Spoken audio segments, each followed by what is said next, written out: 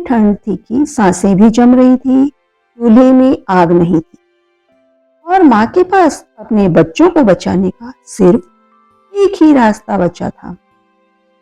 हिमालय के ऊंचे पहाड़ी इलाकों में इस साल सर्दियां ज्यादा ही बेरहम थी। चारों तरफ बर्फ की सफेद चादर बिछ चुकी थी। ठंडी हवाएं ऐसे चल रही थी मानो शरीर के आर पार निकल जाना चाहती हो। इतनी ठंड थी कि घर में रखे मटकों का पानी पत्थर की तरह जम चुका था। सुबह सुबह लोग आग के पास बैठकर हाथ सेकते रहते, लेकिन ठंड कम होने का नाम ही नहीं ले रही थी। इसी पहाड़ी इलाके के एक छोटे से कच्चे घर में रहती थी राधा, एक गरीब मेहनती माँ, और उसके 2 बेटे थे, बड़ा बेटा मोहन और छोटा बेटा गोलू। गोलू कई दिनों से तेज बुखार और गले की जलन से परेशान था। माँ, कमजोर आवाज में गोलू बोला, मेरे गले में बहुत जलन हो रही है, थोड़ा गर्म पानी दे दो ना। राधा ने उसके सिर पर हाथ रखा। अभी लाती हूँ बेटा, उसने कहा। तुम कंबल को कस कर ओढ़ लो, नहीं तो और ठंड लग जाएगी।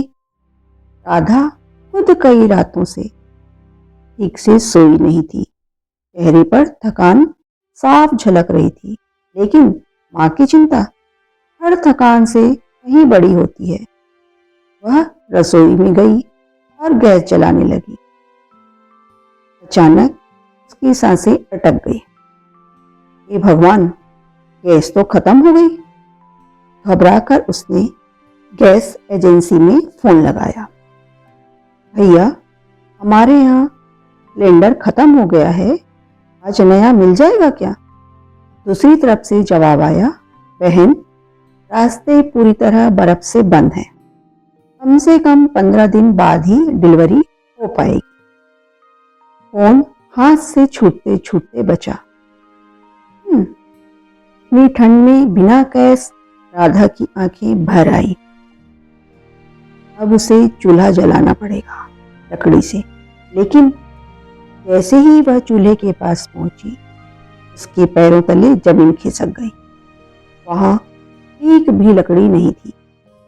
गैस की आदत में उसने महीनों से लकड़ियां जमा ही नहीं की थी।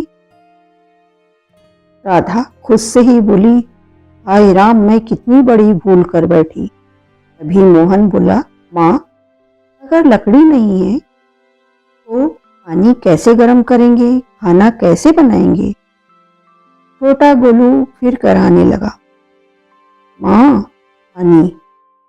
राधा का कलेजा कांप उठा। मोहन ने हिम्मत करके कहा, माँ, पड़ोसियों से थोड़ी लकड़ी उधार ले आओ ना। राधा चुप हो गई। नहीं बेटा, उसने धीमे से कहा, लोग ताने मारेंगे, सर्दियां आने वाली थी, लकड़ी क्यों नहीं जमा की? मैं ये सब नहीं सुन पाऊंगी। लेकिन बेटे की हालत देखकर उसने अपने डर को निगल लिया। अब संकोच नहीं, उसने मन में ठान लिया, मेरे बच्चों से बड़ा इस दुनिया में कुछ नहीं। वह एक एक करके पड़ोसियों के घर गई। किसी के पास लकड़ी नहीं थी तो किसी ने साफ मना कर दिया। कोई बोला, हमारे अपने बच्चों के लिए भी मुश्किल है। थक हार कर राधा घर लौट आई। आंखों में आंसू थे, लेकिन बच्चों के सामने उसने खुद को संभाल लिया। माँ, किसी ने नहीं दी? मोहन ने पूछा। राधा ने सिर हिला दिया। गोलू फिर रोने लगा। राधा ने आखिरी रास्ता चुना। उसने पुराने फटे कपड़े चलाकर थोड़ा सा पानी गर्म किया और पतली सी खिचड़ी बनाई। बच्चे खाकर मुस्कुराए। माँ, गरम खाना कितना अच्छा लग रहा है। माँ मुस्कुराई, लेकिन उसके दिल को पता था यह खुशी बहुत महंगी है। अगली सुबह उसने एक कंबल का टुकड़ा फाड़ दिया। मोहन घबरा गया। माँ, अगर कंबल भी जला दोगी तो रात में हम जम जाएंगे। माँ की आंखें भर आई।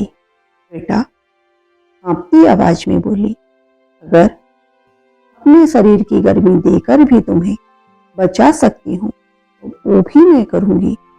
उस रात बच्चों को भूखा सोना पड़ा। राधा पूरी रात जागती रही। सुबह होते ही उसने एक कठोर फैसला लिया। बच्चों को सोता छोड़ वह भारी बर्फबारी में जंगल की ओर निकल पड़ी।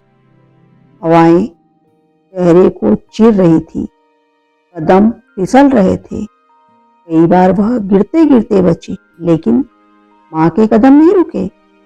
जंगल में उसे बर्फ के नीचे दबी कुछ सूखी लकड़ियां मिल गई। कांपते हाथों से उसने लकड़ियां बांधी और वापस लौटने लगी। तभी घना कोहरा छा गया। रास्ता दिखना बंद हो गया। हे भगवान, मेरे बच्चे! आंखों से आंसू बहने लगे। तभी दूर उसे वही पुराना अखरोट का पेड़ दिखा जो उसके घर के पास था। उसी दिशा में चलते हुए वह किसी तरह घर पहुंच गई। घर में आग जली, गरम सूप बना।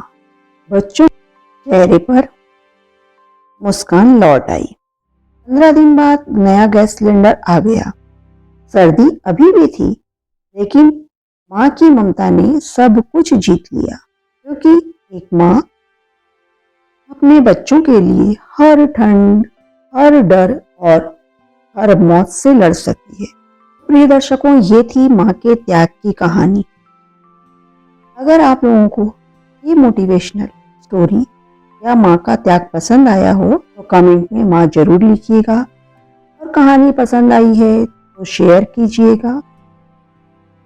और अगर चैनल पर नए हैं तो चैनल को सब्सक्राइब जरूर कर लीजिएगा, ऐसी ही मोटिवेशनल और आध्यात्मिक कहानियों के लिए। मिलते हैं अगले वीडियो में। राधे राधे।